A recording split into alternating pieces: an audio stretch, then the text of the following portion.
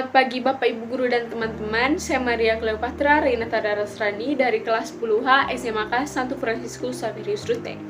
Jadi pada video kali ini saya akan menjelaskan keberagaman Hindu Buddha yang ada di Indonesia. Oke, jadi teman-teman, keberagaman Hindu Buddha di Indonesia banyak dipelajari di masyarakat.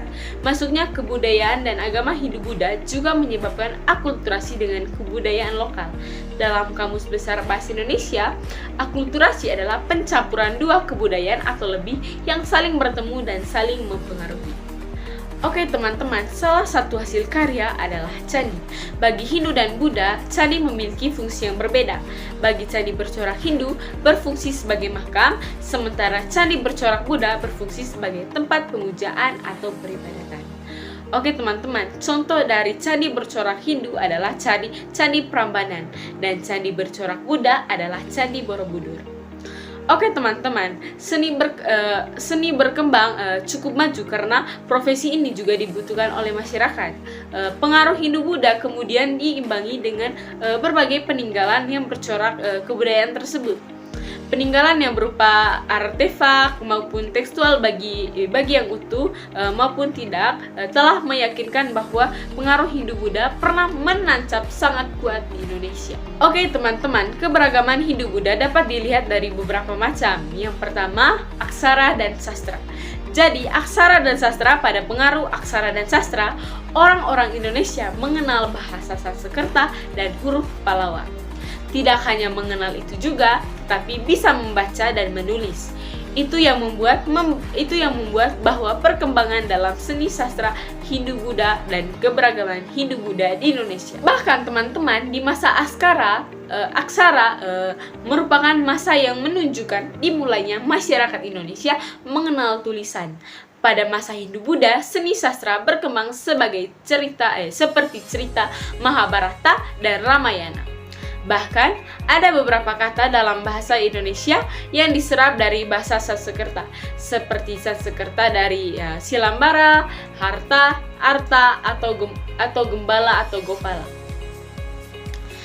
Meskipun tulisan pada mulanya adalah tulisan huruf Pallawa dan bahasa Sanskerta yang berasal dari India, melalui tulisan segala sesuatu yang berkenan dengan peraturan yang dikeluarkan oleh kerajaan dapat diketahui oleh masyarakat, terutama para pemimpin di daerah, sehingga informasi menjadi lebih dipercaya dan tidak mudah dilupakan. Kedua, sistem pemerintahan.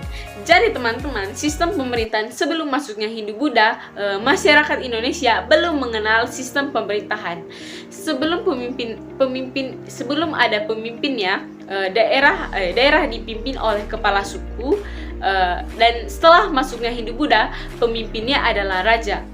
Masuknya Hindu Buddha membawa pengaruh terhadap terbentuknya kerajaan yang bercorak Hindu Buddha dalam sistem pemerintahan yang terjadi pada pergeseran konsep kekuasaan dan politik. Oke, yang ketiga, peninggalan.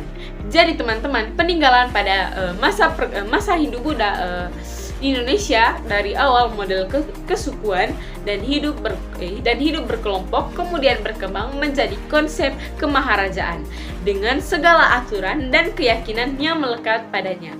Oke teman-teman, berbagai nama gelar dan jabatan yang berbau India digunakan dan dikembangkan oleh masyarakat Hindu Buddha. Dengan konsep Dewa Raja yang dianut lebih efektif untuk membangun sebuah kemaharajaan yang mendasar pada kekuasaan mutlak pada diri raja. Oke, yang keempat, perdagangan. Jadi perdagangan dalam dunia perdagangan pada masa Hindu Buddha sudah menggunakan mata uang yang diciptakan di negara sendiri, sehingga transaksi jual beli menjadi lebih praktis, baik untuk perdagangan dalam negeri maupun luar negeri. Karena itu sebelumnya transaksi masih bersifat barter.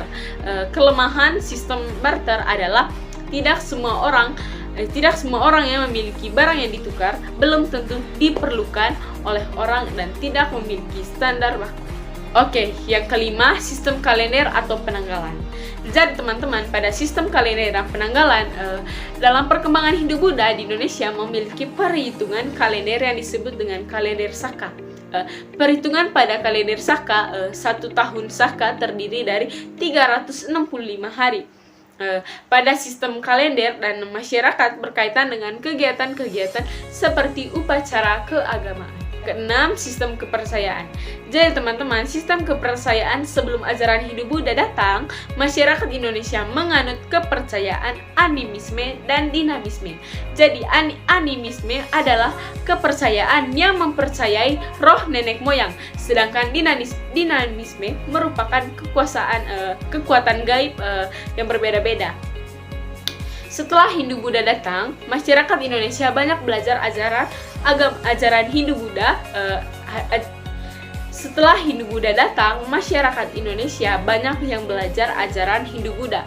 Agama Hindu Buddha maupun Buddha telah mempertegas nilai-nilai normal yang telah dimiliki bangsa Indonesia sebelumnya. Oke teman-teman, itu saja keberagaman Hindu Buddha di Indonesia. Sekian dan terima kasih.